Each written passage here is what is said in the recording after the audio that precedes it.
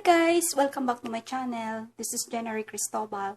And doon sa first time po tayo dito sa channel ko, thank you very much. Please click nyo yung subscribe sa baba at i-click nyo na rin yung bell button para updated kayo sa mga bagong videos na i-upload ko. In this video, pag-uusapan natin on how to make money online. Did you know you can make money online? Yes, you can. Marami ang gustong kumita online, pero di nila alam kung paano at kung anong company ang pwede nilang pasukan. In this video, magbibigay ko ng mga ideas sa inyo kung paano kumita online. Pwede ka kumita online kahit ikaw ay nasa bahay, working popshi, momshi, or isa kang OFW, students, or teenagers. In short, walang pinipiling edad at kung anong estado sa buhay. Basta't may computer, laptop, cellphone, at internet connection. Sa internet, may dalawang natatanging paraan para kumita ng pera at ang pinakamagandang bahagi nito ay di mo na kailangang huminto sa kasalukuyan mong trabaho.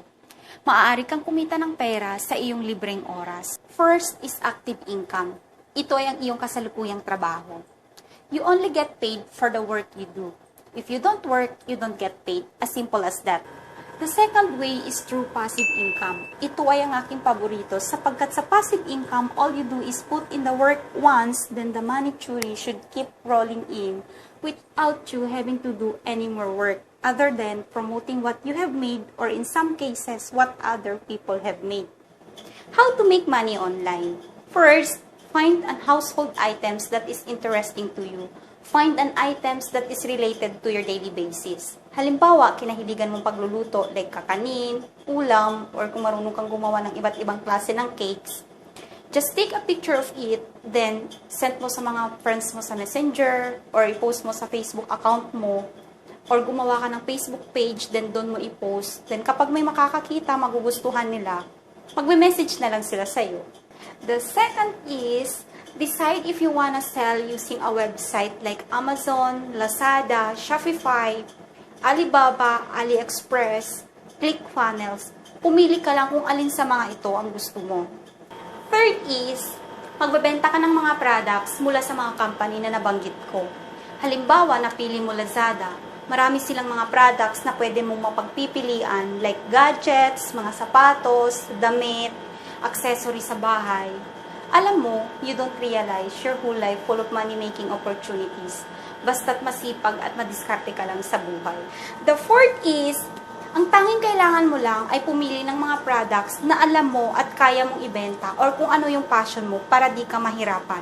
Halimbawa, ang passion mo ay pananamit, magbenta ka ng mga damit, sapatos, or kung ang passion mo naman about pampaganda, magbenta ka ng mga beauty products, or kung ang passion mo electronics, magbenta ka ng mga gadgets.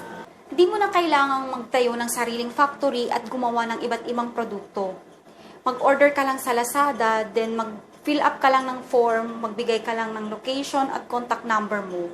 Then sila nang bahalang mag-process at mag-deliver ng order mo. Ito yung tinatawag nila na dropshipping. Mga company ito di napapagod. As long as there's electricity, they're running. Parang isang robot lang, di napapagod. Robotic income, there's no end.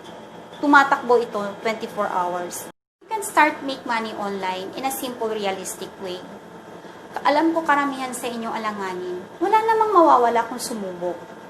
Hopes and dreams are killed by procrastination. Don't procrastinate. Thank you guys for watching. I hope may natutunan kayo sa video ito. At kung nagustuhan mo ang video ito, please like, comment, and share sa mga kakilala, kaibigan, at kapamilya. Thank you guys. Bye. Have a nice day.